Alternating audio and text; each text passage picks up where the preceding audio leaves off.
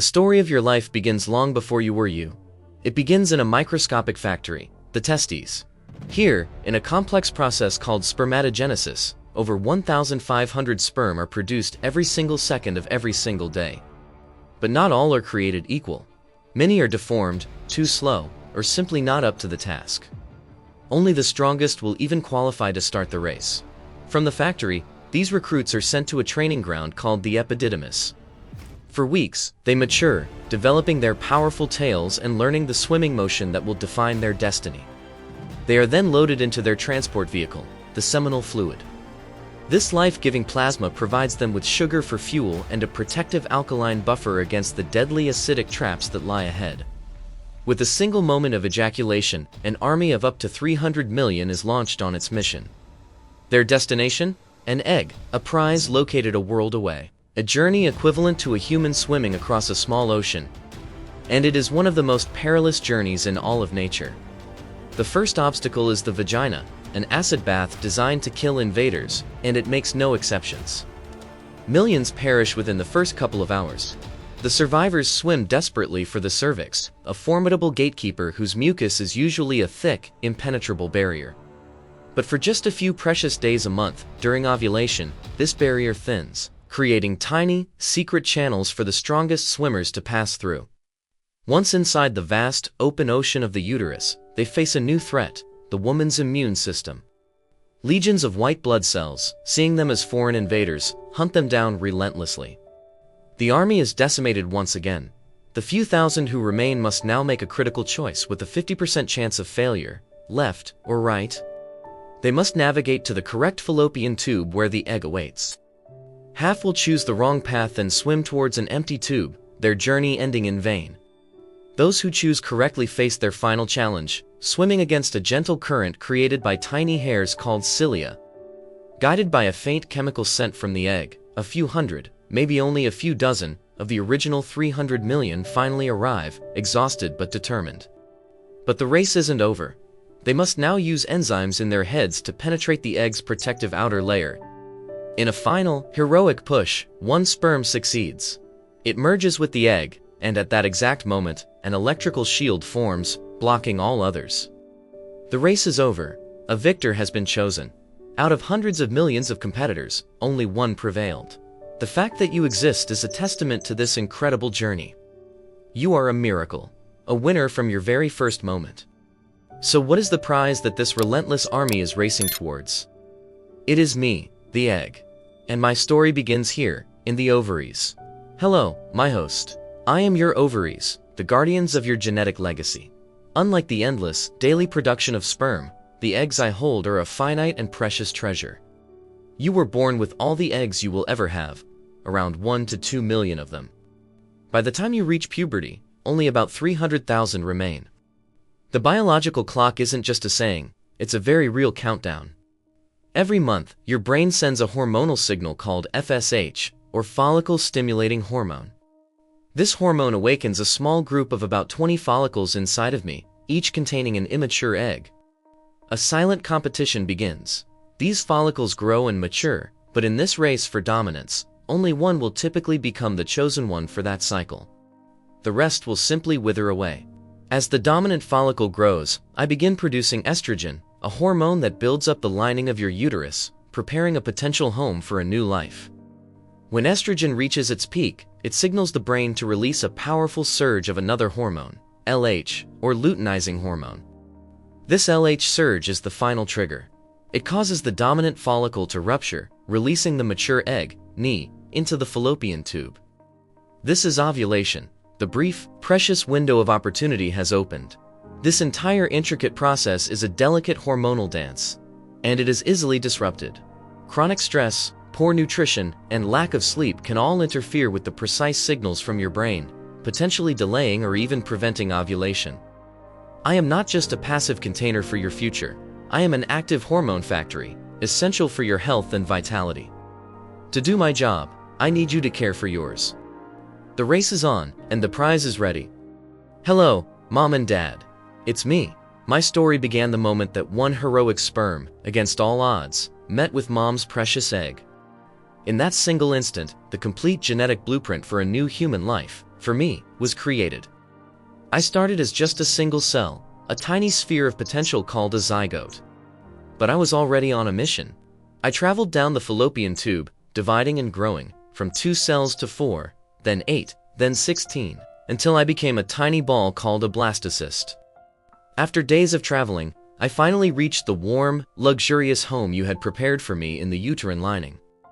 This is where I settled in to begin my incredible 9-month transformation. By week 3, the very first wiring for my future was laid down as my nervous system began to form. Then, around week 5, something truly magical happened. Though I was no bigger than a sesame seed, my tiny heart began to beat, fluttering with a rhythm all its own, about 150 times per minute, twice as fast as yours, Mom. The first pulse of my own life. By week 12, my little hands and feet had begun to form, and I started looking more like the person I was destined to become. I was now officially called a fetus. I would get bored sometimes and stretch my arms, kick my legs, and even play with my umbilical cord. Around week 18, my movements became strong enough that you might have felt me for the first time, Mom, a tiny flutter, a gentle kick.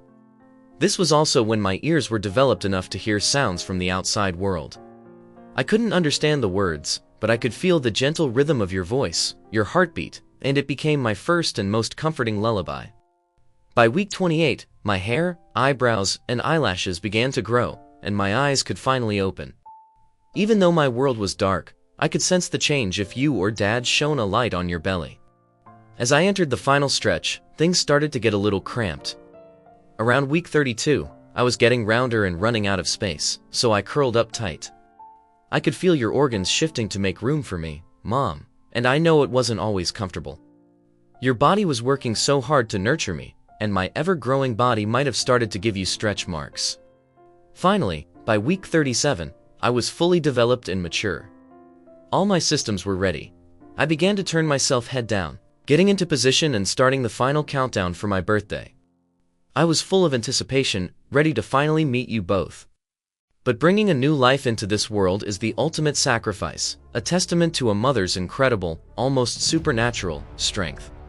For mothers who undergo a cesarean section, the experience is a surreal blend of calm and clinical intensity. A surgeon must carefully cut through 7 distinct layers of tissue to reach the baby safely. While the anesthesia blocks the sharp sensation of pain, many women are awake and can feel the strange, unnerving sensations of tugging and pressure deep within their bodies as the doctors work. After the baby is delivered, each layer is meticulously stitched back up. But the real ordeal begins in the recovery room. As the anesthesia wears off, an agony unlike any other sets in. It's a war on 2 fronts. The sharp, burning pain from the external incision is met with the intense, deep cramping of the uterus as it begins the powerful process of shrinking back to size. Every cough, every laugh, every attempt to sit up sends a shockwave of pain through her entire core. This is major abdominal surgery, and the road to recovery is long, painful, and arduous. For a natural birth, the mother endures a marathon of primal pain that relentlessly attacks her body and mind for hours, sometimes even days. The first trial is the contractions. What starts as a manageable cramp soon escalates into overwhelming, all-consuming waves of force, as the powerful uterine muscles violently squeeze to push the baby down the birth canal. The cervix, normally closed tightly, is forced to dilate to 10 centimeters, a pain that has been compared to having 20 bones in your body breaking at the exact same time. And the most terrifying part is the uncertainty of the clock. No one knows when it will end.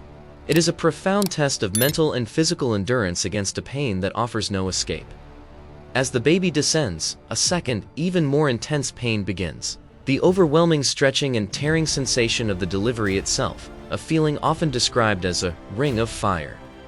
At this moment, every ounce of her being, every conscious thought, is focused on one singular goal: the baby's safe passage into the